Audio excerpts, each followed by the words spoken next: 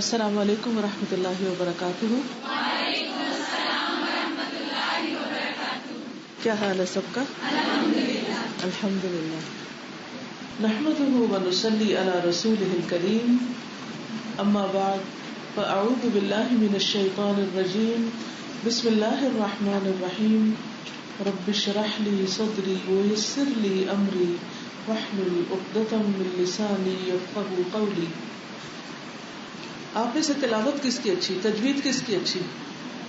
کون اس آیت کی تلاوت کرنا چاہے گا؟ اعوذ باللہ من الشیطان الرجیم، بسم اللہ الرحمن الرحیم، وسارعوا إلى مغفرة من ربكم وجنة عرضها السماوات والأرض أعدت للمتقين الذين ينفقون في السراء والضراء والكاظمين الغيظ والعافين عن الناس والله يحب المحسنين۔ شاباش۔ آپ کے ساتھ جو رائٹ ہینڈ پر ہے یہ ذرا ترجمہ پڑھیں۔ اللہ تعالیٰ کا ارشاد ہے، اور اپنے رب کی بخشش اور جنت کی طرف لپکو جس کا عرض آسمانوں اور زمین کے برابر ہے، اور جو متقی لوگوں کے لیے تیار کی گئی ہے، وہ لوگ جو خوشحالی اور تنگی میں خرچ کرتے ہیں، اور غصے کو پی جانے والے اور لوگوں کو معاف کرنے والے ہیں، اور اللہ تعالیٰ نیکی کرنے والوں سے محبت رکھتا ہے۔ اس آیت کا مرکزی نقطہ کیا ہے؟ اس آیت کو پڑھتے ہی پہلا خیال آپ کے ذہن میں کیا آتا ہے؟ دیکھیے، سب سے پہلے کیا بات کہی گئی ہے؟ اللہ تعالیٰ کی بخشش کی بات، بخشش کی طرف چلو کہا گیا، کیا کہا گیا؟ چلنے میں اور لپکنے میں فرق ہے۔ شاباش۔ کیونکہ اگر ہم لپکنے کو چلنا کریں گے تو ہم سلو ہو جائیں گے، سست ہو جائیں گے۔ اچھا آتے ہیں تو اللہ تعالیٰ فرماتے ہیں سارعوا، تیز چلو۔ سارعوا بیسیکلی کیا؟ سرعت سے۔ سرعت کس کو کہتے ہیں؟ تیز چلنے کو، تیز چلو۔ اور ایک اور یہ کہ سارع یسارع کون سا باب ہے؟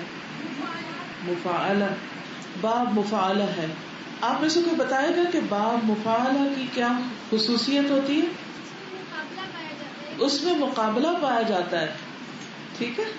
سارع صرف چلو نہیں بلکہ کمپیٹ کرو، ایک دوسرے کے مقابلے میں دوڑو۔ وہ نیکی کے کام میں بڑھ رہا ہے، میں کیوں پیچھے رہ رہا ہوں؟ مجھے اس سے بھی آگے جانا ہے۔ اور ہم کیا کرتے ہیں؟ اچھا وہ چلا جائے پھر میں بھی آ جاؤں گا، تم چلو میں آ رہا ہوں، پہلے تم چلو۔ ہم انتظار کرتے رہتے ہیں کہ پہل کون کرے گا۔ اب آپ مجھے بتائیے، کیا خالی ترجمہ پڑھنے سے قرآن میں غور و فکر ہو سکتا ہے؟ نہیں ہو سکتا نا۔ تو اس سے یہ بھی پتا چلتا ہے کہ ترجمے کے ساتھ اور عربی گرامر پڑھ کے اور الفاظ کے معنی میں اچھی طرح غور و فکر کر کے ہی قرآن مجید میں تدبر کیا جا سکتا ہے، اور یہ بھی پہلا سٹیپ ہے۔ پھر اور چیزیں بھی آتی، ٹھیک ہے نا۔ تو سارے کیا مطلب ہے؟ تیز چلو۔ اور بیک آف مائنڈ کیا ہوگا کہ ایک دوسرے کا مقابلہ کرتے ہوئے ایک دوسرے سے آگے بڑھنے کی فکر کرو۔ کس چیز کی طرف؟ کس چیز کی طرف دوڑو؟ کیا لکھا ہوا؟ کس کی طرف دوڑو؟ بخشش کی طرف دوڑو۔ اس سے کیا پتا چلتا ہے کہ بخشش کی طرف کیوں دوڑنا چاہیے؟ ہم تو جب بوڑھے ہوں گے پھر حج پہ جائیں گے، پھر بخشش کرا لیں گے۔ ابھی تو ہمیں دنیا کے بہت سارے کام ہیں، اتنی جلدی کیا؟ ینگ ایج میں کوئی شخص اگر دین کی طرف آئے تو لوگ کیا کہتے ہیں؟ خیر تو ہے، کوئی مسئلہ تو نہیں ہو گیا؟ کیونکہ عموماً یہ سمجھتے ہیں کہ جب کسی کو کوئی مسئلہ ہوگا تو وہ ریلیجن کی طرف آئے گا، وہ دین کی طرف آئے گا۔ تو یہاں یہ کہا گیا کہ جن کو کوئی مسئلہ ہے وہ دوڑے۔ ہاں، کس کو کہا گیا؟ سارے کون سا صیغہ ہے؟ واحد کا، جمع کا؟ جمع کا۔ سب دوڑو، سب کے لیے حکم ہے۔ سارعوا الی مغفرۃ، مغفرت کا کیا معنی ہوتا ہے؟ بخشش۔ بخشش کی طرف دوڑو۔ بخشش کس کو چاہیے ہوتی ہے؟ معافی کس کو چاہیے ہوتی ہے؟ بخشش کس کو چاہیے ہوتی ہے؟ جس سے غلطی ہو جائے شاباش، جس سے کوئی گناہ ہو جائے یا اسے غلطی کا احساس ہو جائے. دیکھیے نا، ہمارے منہ سے کب استغفار نکلتا ہے، ہمارے دل سے کب استغفار نکلتی ہے، کب ہم کہتے ہیں استغفر اللہ استغفر اللہ؟ جب ہمیں کس بات کا احساس ہوتا ہے؟ اپنی غلطی کا. تو جس کو اپنی غلطی کا احساس ہو جائے وہ پھر دیر نہ لگائے. آپ کو کبھی اپنی غلطی کو یاد آئی کہ آپ یہ کہتے نہیں میرا کوئی قصور نہیں، یہ میری غلطی نہیں، میں نے کچھ نہیں کیا؟ بہت دفعہ ایسے بھی ہوتا ہے نا کہ لوگوں سے غلطی ہو جاتی ہے، وہ اس کو مانتے ہی نہیں. کوئی واقعہ یاد آ رہا ہے، کوئی بات یاد آ رہی، کوئی بہن بھائیوں کی لڑائی میں جب دو بچے آپس میں لڑتے ہیں نا تو ماں باپ کے پاس جاتے ہیں انصاف لینے کے لیے، تو پھر وہ کیسے مقدمہ پیش ہوتا ہے؟ ایک بچہ کیا کہتا ہے؟ اس نے مجھے مارا تھا. دوسرا کیا کہتا ہے؟ اس نے مجھے یہ کیا تھا. وہ ایک دوسرے کے اوپر الزام دینے لگتے، حالانکہ کسی نے تو پہل کی ہوتی ہے اور پھر دوسرے نے زیادتی کی ہوتی. تو غلطی تو دونوں کی ہوتی ہے کچھ نہ کچھ، تالی ایک ہاتھ سے تو نہیں بچتی. لیکن عموماً لوگ غلطی نہیں مانتے. تو کیا جو غلطی نہ مانے وہ بخشش کی طرف دوڑ سکتا ہے؟ وہ نہیں دوڑ سکتا، وہ تو دیر کرے گا، ڈیلے کرے گا.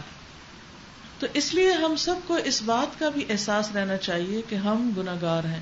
اچھا، کچھ لوگ تکلفاً کہہ دیتے ہیں ہم بڑے گناہگار ہیں، یعنی دے ڈونٹ مین اٹ، ان کے دل میں نہیں ہوتا. اسے کہتے ہیں کیا ہم تو گناہگار انسان ہیں، اور پھر گناہگار کہہ کے اپنے آپ کو نیکی کی طرف نہیں بڑھتے. کہتے ہیں ہم نے مان لیا ہم گناہگار ہیں، بس ہمارے بس کی بات نہیں ہم نیک بنے. تو حالانکہ گناہگار کو ہی تو کہا جا رہا ہے کہ جلدی سے بخشش کی طرف آ جاؤ. سارعوا الی مغفرۃ من ربکم، اپنے رب کی بخشش کی طرف دوڑ کے آؤ. کیوں؟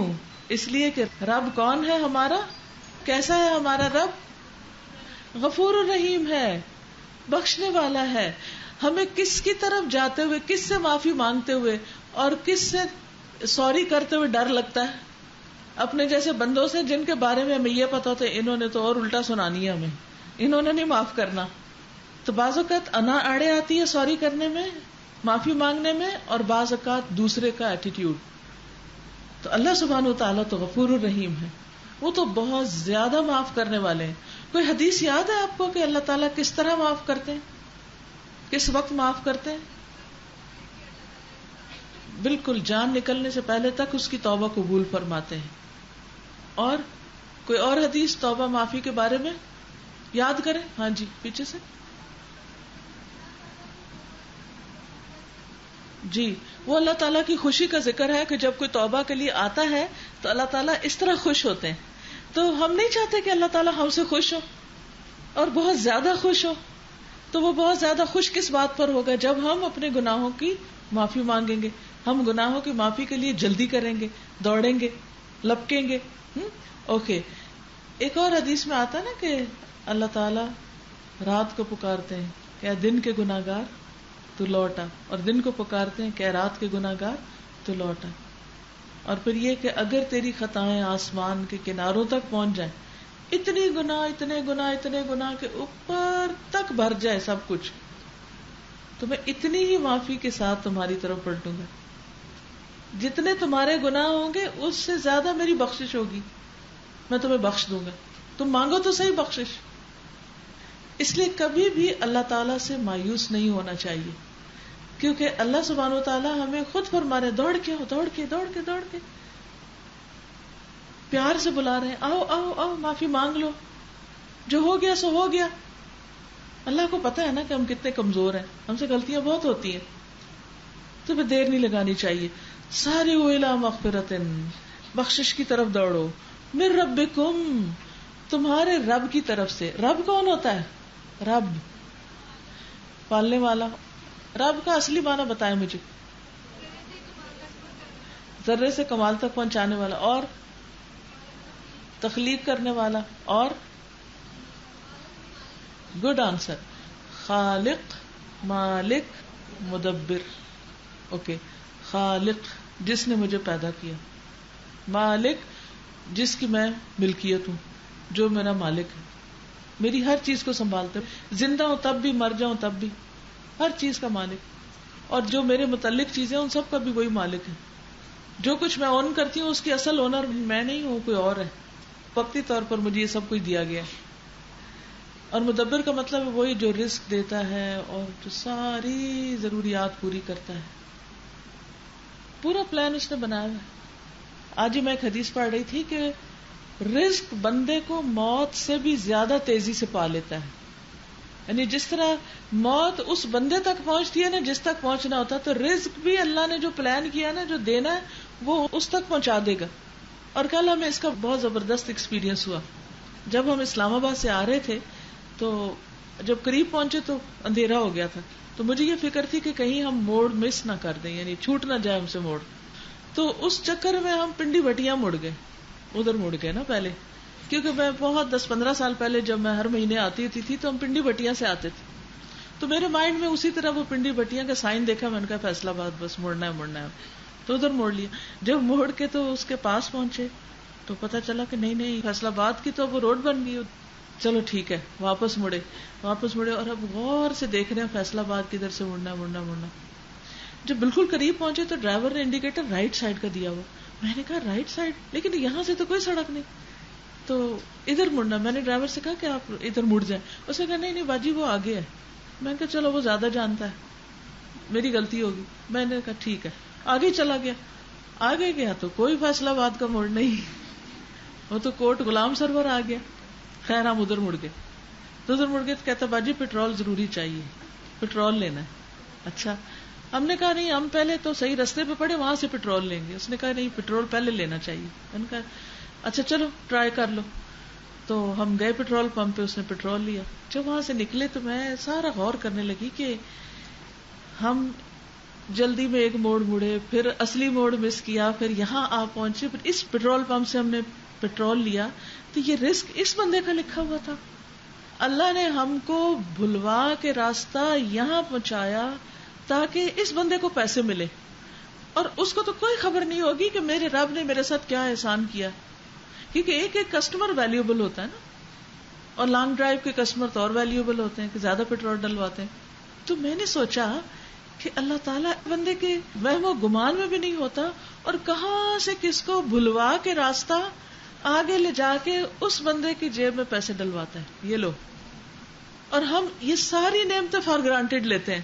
ہمیں کچھ بھی مل جاتا ہے ہم کہتے ہیں سو واٹ، یہ تو مجھے ملنا ہی چاہیے تھا. پیچھے پلاننگ کس کی تھی؟ اللہ یوں پلان کرتا ہے کس بندے کو کہاں سے دلوانا ہے. ہم ایک راستے پہ چل رہے ہوتے ہیں، ادھر سے کوئی ایک اور بندہ چل رہا ہوتا ہے، ایک درمیان میں آ کے مل جاتے ہیں. اب جب میں 2004 میں کینیڈا گئی، ہمارے وہم و گمان میں بھی نہیں تھا کہ وہاں میری بیٹی کی بات پکی ہو جائے گی اور وہ نکاح ہو جائے گا. نہ یہ نیت، نہ ارادہ، نہ سوچ، کچھ بھی نہیں. ہم تو اللہ کے کام سے نکلے تھے اور سفر میں تھے، بیچ میں رشتہ آ گیا، بیچ میں بات پکی ہو گئی، بیچ میں نکاح ہو گیا.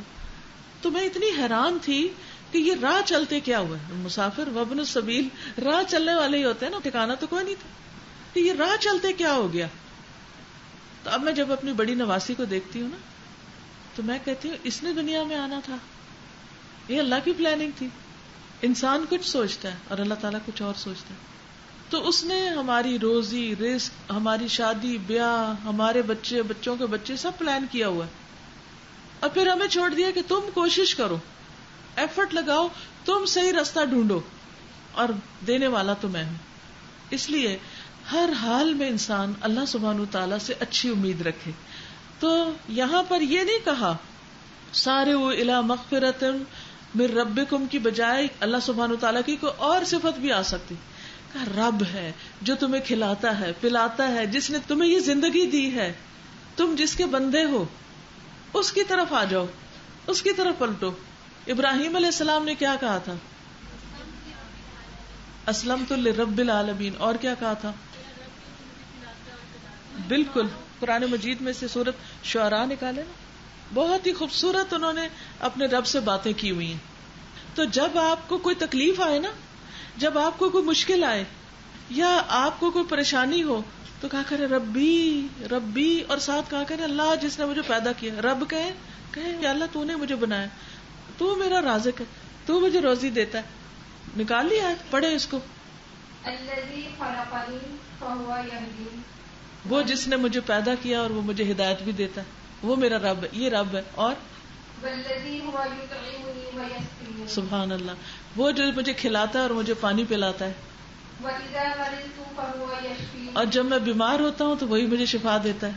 والذی یمیتنی ثم یحیین، وہی ہے جو مجھے موت دے گا پھر مجھے زندہ کرے گا. والذی أتمع أن يغفر لي خطيئتي يوم الدين، شاباش. والذی اطمع ان یغفر لی خطیئتی یوم الدین، وہی تو ہے جس سے مجھے امید ہے کہ وہ میری خطا یوم الدین کو معاف کر دے گا. یہ ہے رب. اتنا کلوز کنیکشن، اتنا محبت کا رشتہ اپنے رب سے، اپنے خالق سے. آپ دیکھیں ہم بندوں پر ڈیپینڈ کرتے رہتے ہیں، کبھی ماں باپ کی طرف دیکھتے ہیں، کبھی شوہر کی طرف دیکھتے ہیں، کبھی دوستوں کی طرف دیکھتے ہیں، کبھی اوروں کی طرف دیکھتے ہیں، اور اصل میں جو سب کچھ کرتا ہے، جو کھلاتا بھی ہے، پلاتا بھی ہے، زندگی اور موت اس کے ہاتھ میں، بیماری سے شفا اس کے ہاتھ میں، اور بخشش بھی اسی کے ہاتھ میں ہے، اس کو بھول جاتے ہیں. تو اب آئندہ آپ کو اگر اس میں سے کوئی مسئلہ پیش آئے، کوئی فزیکل نیڈ ہو، ایموشنل نیڈ ہو، پریشانی کی حالت میں ہو، تو اپنے رب کو پکارا کریں. سبحان ربی العظیم، سبحان ربی العظیم. ٹھیک ہے نا؟ تو ابھی یہاں کیا کہا جا رہا ہے؟ سارعوا الی مغفرۃ من ربکم، تمہارے رب کی طرف سے جو پکار آ رہی ہے کہ آؤ میری طرف دوڑ کے گناہوں کی معافی مانگ لو، میں تمہیں معاف کرتا ہوں، تو دوڑ کے چلو، دیر نہ لگاؤ، رجوع کر لو، واپس پلٹ آؤ. اور کس کی طرف دوڑو؟ جنت کی طرف. الی جنتن، جنت کی طرف دوڑو. گویا جنت کی طرف چل کے نہیں، دوڑ کے جاؤ. ٹھیک ہے؟ جنت کی طرف کیسے دوڑ سکتے ہیں؟ کون سی سڑک ہے، کون سا میدان ہے، کون سا ریس لگانے کی جگہ، کہاں جائیں، کیا کریں؟ کوئی بتائے گا؟ اس کے لیے نیک عمل کرنے ہوتے ہیں. نیک عمل کرنے ہوتے ہیں. کوئی لٹرلی بھی دوڑنے کی کوئی جگہ بتائیں جہاں دوڑے بھی صحیح انسان. اس کو ذرا ریلیٹ کریں. دوڑنے کے لیے اسٹیمنا بلڈ کرنا پڑتا ہے، ٹھیک ہے نا؟ اور اسٹیمنا بلڈ کرنے کے لیے آپ کو روحانی غذا بھی چاہیے، جسمانی بھی چاہیے، اچھی صحبت چاہیے، صحیح علم چاہیے، تاکہ آپ صحیح ڈائریکشن پہ دوڑیں. ورنہ تو آپ گاڑی کہیں بھی دوڑائیں تو کہیں بھی پہنچ جائیں گے لیکن منزل پہ نہیں پہنچیں گے. اب مثال کے طور پر آپ دیکھیں کہ دو لوگ ہیں. جیسے میں رات جب آئی نا تو ایک بہن لندن جا رہی تھی. اچھا، تو تھوڑی دیر ملاقات کرنے کے بعد انہوں نے کہا کہ میری فلائٹ کا ٹائم ہے تو میں اب نکلتی ہوں، تو وہ چلی گئی. اچھا، صبح جب میں اٹھی تو انہوں نے کہا کہ ہم نا 7 بجے صبح دبئی پہلے پہنچیں گے، پھر وہاں سے آگے چلیں گے. جو انہوں نے گفتگو کی تو میں اس پر غور کر رہی تھی.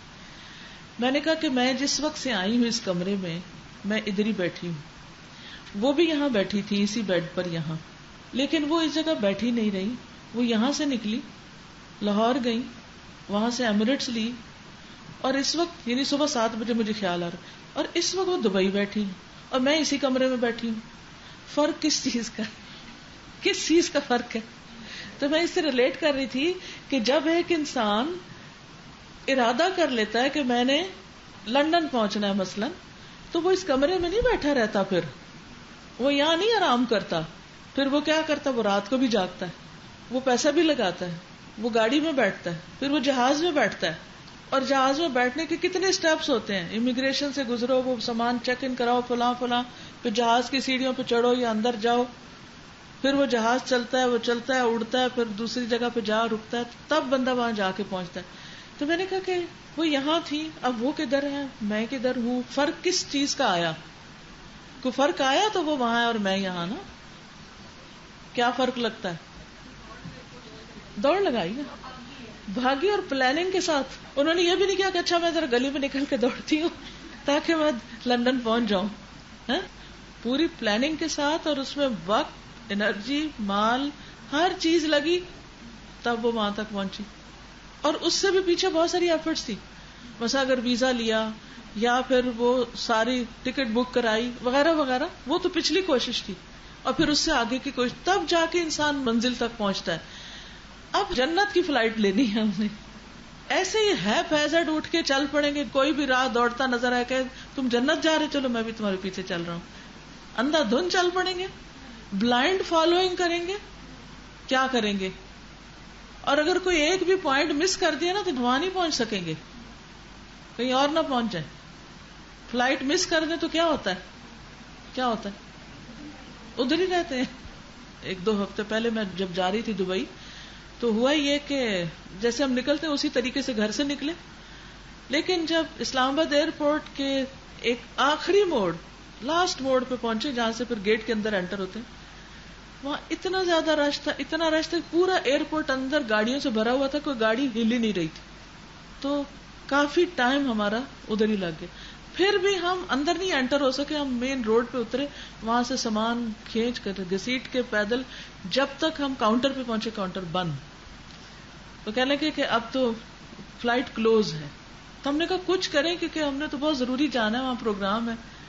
کہنے لگے کہ کچھ بھی نہیں ہو سکتا, اسٹیشن مینیجر سے بات کریں, اس سے کریں, اس سے کریں. کہنے لگے آپ دیکھیں کہ کل یہاں احسن اقبال آئے تھے, شاید سینیٹر ہیں, احسن اقبال آئے تھے, احرام میں تھے, فلائٹ کلوز ہو گئی, کسی نے بھی نہیں کھولی کیونکہ ہمیں سخت آرڈر ہے کہ اب کچھ نہیں کر سکتے. تو وہ یہاں سے پھر ہم نے انہیں کراچی بھیجا, کراچی سے میں نے کہا اچھا پھر آپ چیک کریں کوئی اور فلائٹ ہے, کیونکہ میں اپنے کام سے تو نہیں رہ سکتی, لیکن پھر کوئی اور روٹ اختیار کرتے ہیں. تو بہرحال انہوں نے کہا کہ رات پشاور سے فلائٹ جائے گی, اس پہ آپ چلے جائیں. تو پھر ہم نے جلدی سے, ورنہ پورا ویک فلائٹس بک, کیونکہ حج فلائٹ جا رہی ہیں. تو حج فلائٹس کی وجہ سے اس سے ایک بہت اور مجھے بات سمجھ میں آئی کہ یہ جو ہم حاجیوں کو سی آف کرنے جاتے ہیں نا, اور پورا ایئرپورٹ گاڑیوں سے پارکنگ بھر دیتے ہیں, اس سے ہماری نہیں پتہ نہیں کتنے لوگوں کی فلائٹس مس ہوئی ہوں گی. ٹریفک ہل ہی نہیں رہی تھی, کوئی رستہ ہی نہیں تھا کہ آپ اتر کے پیدل بھی چل سکیں. تو اس میں بحیثیت قوم ہمیں بہت کچھ کرنے کی ضرورت ہے, وہ تو ایک الگ مسئلہ ہے. لیکن اگر آپ صرف خیالوں میں جانا چاہتے ہیں نا کہیں, یعنی خیالی جنت بنائی ہوئی ہے کہ وہاں پہنچ جائیں گے, اور کسی وجہ سے سستی کرتے ہیں یا لیٹ ہوتے ہیں تو کچھ بھی ہو سکتا ہے. لاسٹ مومنٹ تک آپ کو الرٹ رہنا ہوگا. میں واقعہ پڑھ رہی تھی حاطب بن ابی بلتا کا. حاطب بن ابی بلتا نے جنگ بدر میں شرکت کی تھی, انہوں نے صلح حدیبیہ میں شرکت کی تھی, لیکن پھر ان سے کیا ہو گیا تھا جی, انہوں نے خط بھیج دیا تھا مکہ والوں کو کہ حملہ ہونے لگا. اور وہ بھی یعنی بعض اوقات انسان ہوتا ہے نا, یہ اس کی کوئی نیت خراب نہیں ہوتی, وہ اتنے وفادار مسلمان تھے, لیکن بس وہ بچوں کی محبت میں وہ ایک ایسا سٹیپ لے بیٹھے کہ جس سے ہر چیز خطرے میں پڑ گئی. بہرحال ان کو معاف کر دیا گیا. اور جب ایک مرتبہ کسی نے بعد میں یہ کہا حضرت عمر سے یا کسی صحابی سے کہ وہ تو جنت میں نہیں جا سکتے کیونکہ انہوں نے بہت بڑی خیانت کی تھی مسلمانوں کے ساتھ, انہوں نے کہا کہ ہرگز نہیں, اس لیے کہ بدر والوں کے بارے میں جنہوں نے جنگ بدر میں شرکت کی تھی, اللہ تعالیٰ نے ان کی طرف خاص طور پر جھانک کے دیکھا تھا اور کہا تھا کہ ان کے لیے جنت ہے, یعنی کہ ان کے لیے جنت کی بشارت تھی.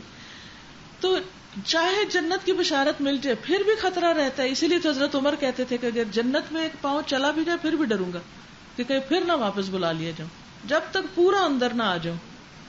تو یہ جو جنت کی دوڑ ہے یہ کانسٹنٹ دوڑ ہے, پوری پلاننگ والی دوڑ ہے, اس کے لیے پوری تیاری کرنی چاہیے اور اس کے لیے مسلسل دوڑتے ہی رہنے کی ضرورت ہے. اور یہ نہ سمجھے کہ ایک دفعہ بس رستہ نظر آ گیا اور وہ نظر آ گئی یہ جنت, اب تو ہم صحیح رستے پر ہیں, اب ہم جو مرضی کر لیں. نہیں نہیں, ایسا نہ ہو کہ کوئی ایک سٹیپ بھی مس ہو.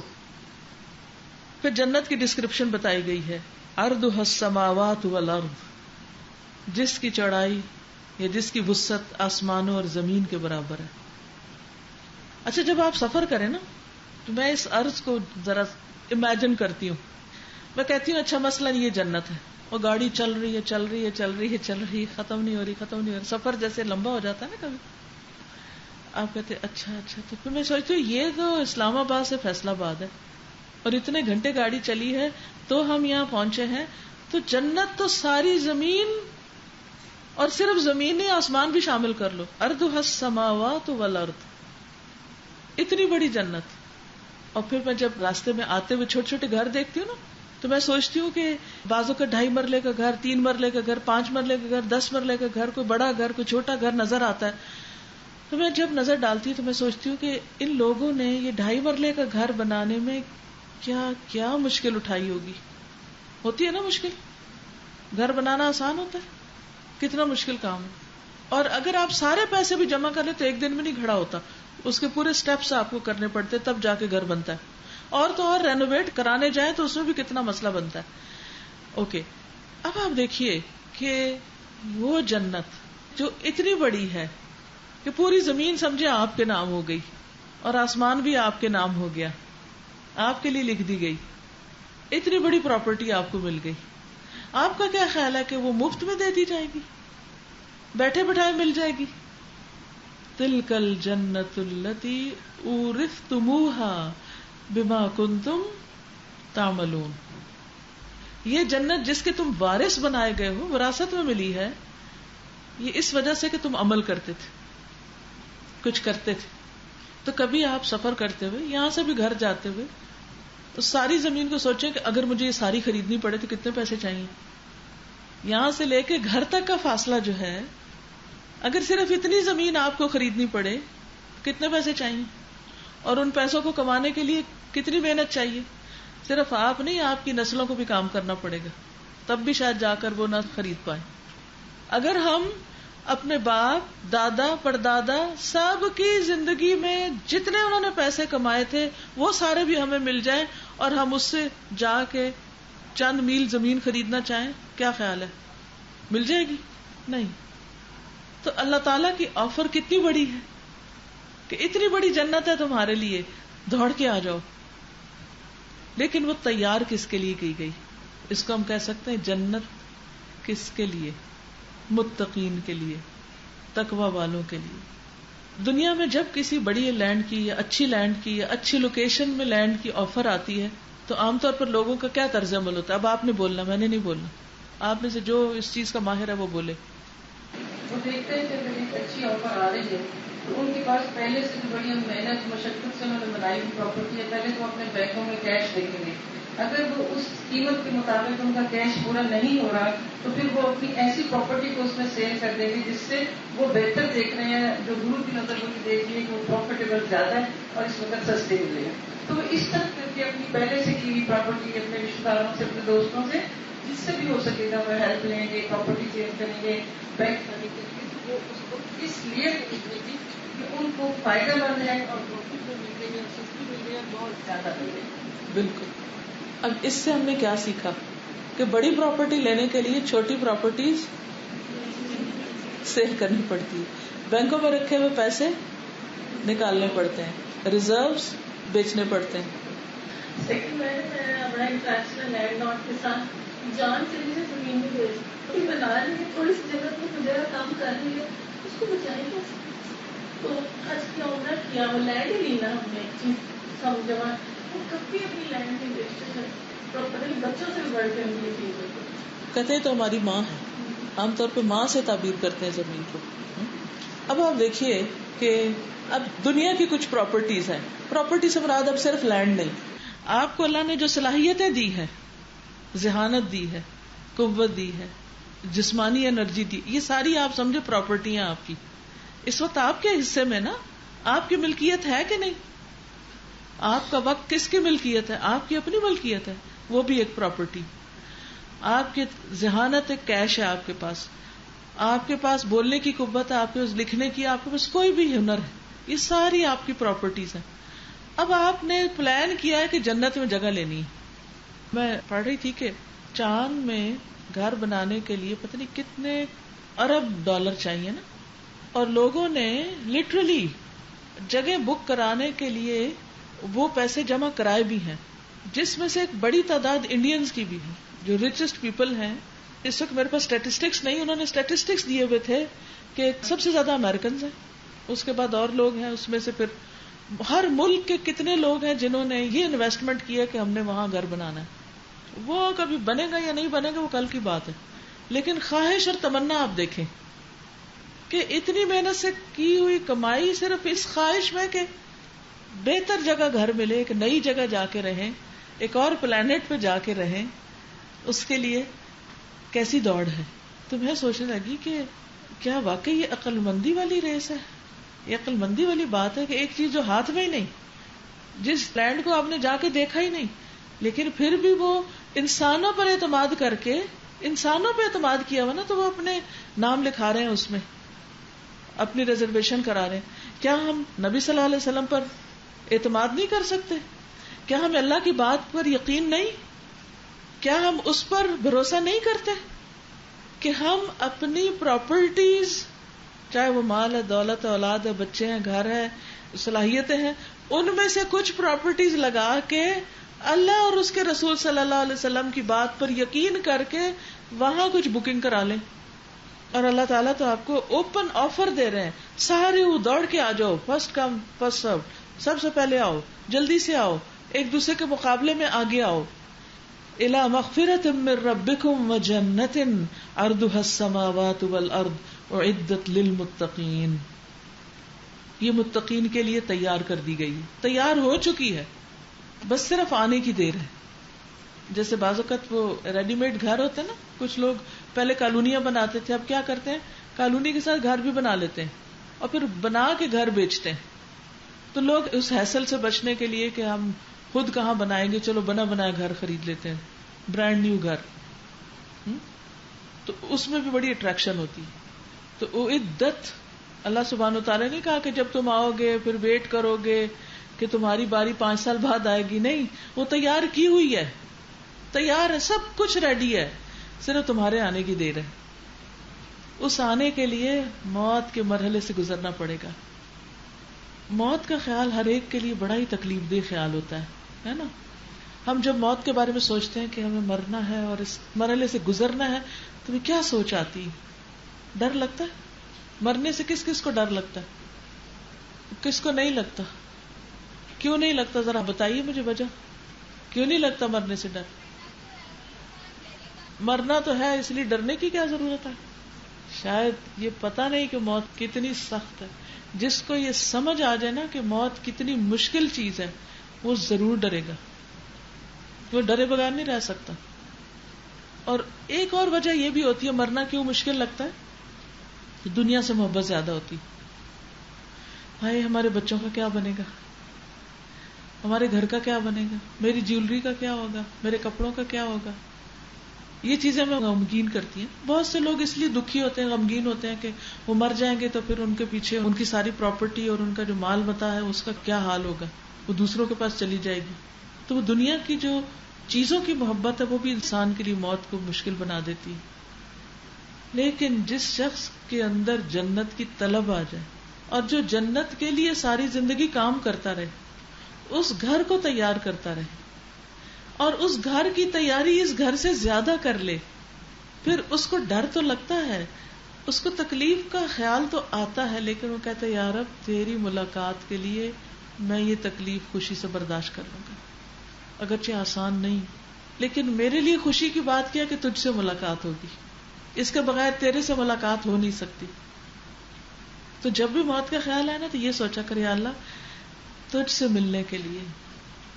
اور جب انسان اللہ سے ملنا چاہے تو پھر ایسے کام تو نہیں کرے گا نا کہ جو اللہ کو ناراض کرے، پھر ایسے کام کرے گا جو اللہ تعالیٰ کو خوش کرے.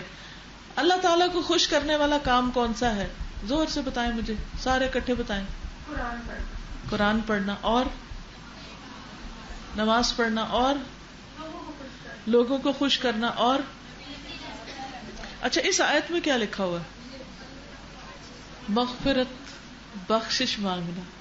کیونکہ وہ حدیث بتائی تھی نا کہ پیچھے سے کسی نے کہ اللہ تعالیٰ بہت زیادہ خوش ہوتے ہیں جب کوئی بندہ گناہ کے بعد پلٹتا ہے، تو اس سے بھی زیادہ جس شخص کی اونٹنی صحرا میں کھو جائے اور وہ مرنے لگے تو اس کی اونٹنی نظر آ جائے تو وہ خوشی کے مارے چلا اٹھے کہ یا اللہ میں تیرا رب اور تو میرا بندہ، یعنی بات بھی سیدھی نہ نکلے منہ سے.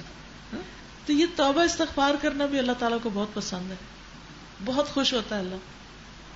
تو اس لیے کثرت سے کیا کرنا چاہیے، پھر کثرت سے استغفار کرتے رہنا چاہیے، اپنے گناہوں کو یاد کر کے رونا چاہیے، اپنے گناہوں کی معافی مانگتے رہنا چاہیے تاکہ ہمارا رب ہم سے خوش ہو جائے. اگر وہ خوش ہو گیا تو پھر کیا ملے گا؟ جنت مل جائے گی. اس لیے ہر اس کام کے لیے بھاگنا چاہیے جو اللہ تعالیٰ کو خوش کر دے. اچھا یہاں کچھ کام بتا دیے گئے ہیں اور وہ کام کیا ہے؟ نمبر 1 سب سے پہلا کام جنت کے حاصل کرنے کے لیے کیا کرنا ہے؟ اس آیت کی روشنی میں جنرل جواب نہیں دیجیے، اسپیسیفک جواب دیجیے. اس آیت کی روشنی میں جنت میں جانے کے لیے، جنت کا تیار شدہ گھر لینے کے لیے کیا کرنے کی ضرورت ہے؟ شاباش، خوشحالی اور تنگی میں خرچ کرنا، دوسرے لفظوں میں صدقہ کرنا، کثرت سے صدقہ کرنا. یعنی اگر جنت چاہیے تو کیا کریں؟ صدقہ کس چیز کا کریں گے؟ مثلاً کیا صدقہ کرنا چاہیے؟ اسپیسیفک آنسر دیجئے. کیا ہم اپنا مال بھی خرچ کر سکتے ہیں. نہیں، کر سکتے کی بات نہیں، کرنا ہے. اپنا مال خرچ کرنا اللہ کے راستے. اوکے، اور نیکسٹ بتائیے. مال کے علاوہ آپ کچھ بتائیے. آپ اپنا بتائیے، آپ کیا کر سکتی ہیں؟ اچھی بات نہیں. اچھی بات سیکھ کر اس کو دوسرے تک پہنچانا. نیکسٹ، اسمائل دینا. ٹھیک ہے، اوکے. نیکسٹ، اپنی پسندیدہ چیز کسی کو دے. ذرا بتائیے آپ کی کون سی پسندیدہ چیز ہے؟ اپنی پسندیدہ چیز بتائیے. اپنی اولاد کو اللہ کے راستے میں لگانا. لیکن اگر اولاد ہی نہ لگنا چاہے پھر کیا کریں گے؟ دیکھیے، ہم اس چیز کو صدقہ کرنے کا سوچ رہے ہیں جو ہمارے قابو میں ہی نہیں، جو ہمارے اختیار میں ہی نہیں. بچے تو اپنی مرضی، اپنی عقل، اپنی سمجھ، اپنی دلچسپی خود رکھتے ہیں. اب ہم منت مان لیتے ہیں کہ اگر ایسا میری بات پوری ہو گئی تو پھر میں بچے کو حفظ کراؤں گی. بچے کے بجائے اپنی بات کریں. میں حفظ کروں گی، میں سیکھوں گی، میں یہ کام کروں. کیونکہ اپنے پہ تو زور ہے، بچے پہ تو زور نہیں ہوتا نا. خود ہمارے پاس جو کچھ ہے، جو ہمیں پسند ہے، جو میری ملکیت ہے، اس میں سے میں کیا دے سکتی ہوں، اس پر بات کیجیے. شاباش، سوچئے. نفس قربان کرنا ہے. نفس کو کیسے قربان کریں گے؟ کدھر ہے وہ؟ ذرا دکھائیں مجھے اس کو. دیکھیے، بیگ آنسر ہیں، باتیں سب اچھی ہیں، لیکن میرا سوال اسپیسیفک ہے. یہ میں کیوں یہ ایکسرسائز آپ سے کرا رہی ہوں؟ کیونکہ پتہ کیا ہوتا ہے، ہم ادھر سے قرآن سنتے ہیں، پھر ہمیں یہ نہیں سمجھ آتی اب ہم نے کرنا کیا ہے. اب گھر جا کے کون سی چیز اٹھا کے دینی ہے، کیا نکالنا ہے، کیا صدقہ کرنا ہے، یہ ہمیں پھر نہ کرنا نہیں آتا. تو کرنے کے لیے سب سے پہلے تو سوچ واضح ہونی چاہیے. چلیے بتائیے. میں نے اپنی نیند کو قربان کر دیا، اور میں خود بھی اٹھتی ہوں اور میں اپنے ساتھیوں کو سب کو نماز کے لیے الحمدللہ. یہ کہتی ہیں انہوں نے اپنی نیند کو قربان کیا، اور یہ اب تہجد کے لیے اٹھتی ہیں اور ساتھیوں کو بھی اس کے لیے کہتی ہیں. Very good. اور جیسے بھوکوں کو کھانا کھلانا. ٹھیک ہے، کسی کے پاس کپڑے نہیں ہے تو کپڑے پرووائڈ کرنا. ٹھیک ہے. شاباش. صحابہ نے کہا تھا کہ کیا خرچ کریں، تو اللہ سبحانہ وتعالیٰ نے فرمایا کہ جو بھی ضرورت سے زائد ہے اسے خرچ کریں. نبی صلی اللہ علیہ وسلم نے فرمایا کہ ہر مسلمان پر صدقہ واجب ہے، ہر مسلمان پر. ہم کہتے جی ہم تو غریب ہیں، اس لیے ہم تو صرف لینے والے ہیں، امیروں کو دینا چاہیے. اسی لیے تو ہر وقت لڑائی رہتی ہے کہ کچھ لوگ امیر ہیں، وہ انہیں کو ہی سب کچھ کرنا چاہیے، ہمیں تو کچھ نہیں کرنا، ہم صرف لینے والے ہیں. اگر ہمیں یہ یقین ہو جائے کہ صدقہ کرنے سے مال کم نہیں ہوتا تو ہمارے ہاتھ کھل جائیں. ہمیں مفلسی کا ڈر رہتا ہے، خوف آتا ہے، اگر ہم نے کسی کو دے دیا تو ہمارا کیا بنے گا. لیکن آپ میں سے ہر ایک نے یہ تجربہ زندگی میں ضرور کیا ہوگا کہ جب آپ کسی کو دیتے ہیں تو آپ کو اس سے بھی بہتر ملتا ہے.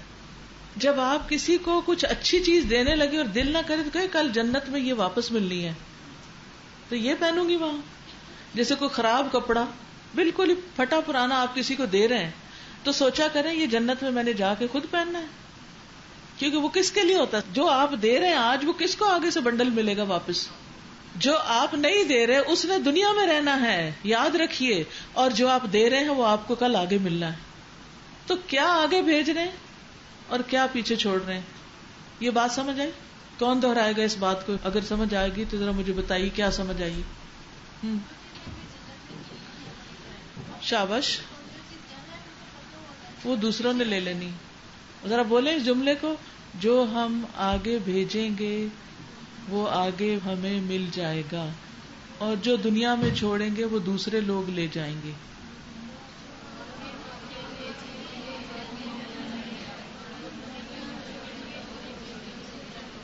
لیکن ہمیں یہ بات سمجھ نہیں آتی، اس لیے بہترین چیزیں کہاں چھوڑ رہے ہیں؟ دنیا میں، تاکہ اور لے لیں. بہترین چیز اوروں کے لیے رکھ رہے ہیں اور اپنے لیے گھٹیا چیزیں کٹھی کر کے بھیج رہے ہیں. ہر نکمی گھٹیا فضول بیکار یوز لیس چیز آگے دے رہے ہیں. آگے جا کے لے لیں گے ہم کباڑ خانہ. سٹور کی صفائی کر لی ہے، کوئی جنت سٹور تھوڑی ہے. جہاں کباڑ خانہ جمع کرا رہے ہیں کہ وہاں سے پھر جا کے لے لیں. اللہ کی راہ میں دیتے ہوئے گھٹیا چیزیں نہ دیں, کیونکہ وہ ہم ہی کو واپس ملنی ہے. وہ ان کو نہیں دے رہے جن کو ہم دے رہے ہیں, وہ اپنے آپ کو ہی دے رہے ہیں, وہ واپس ملنی ہے. اور ایک گنا نہیں, کئی گنا اکٹھی ہو کے ملے گی. تو آپ نے ایک پھٹا کپڑا دیا کسی کو تو 10 پھٹے کپڑے آپ کو واپس ملنے چاہیے, ٹھیک ہے نا. پھر ان کو جوڑ کے ایک سوٹ بنا لیں. تو یاد رکھیں, کسی کو دینا اپنے آپ کو دینا ہے, اور دینے سے مال کم نہیں ہوتا.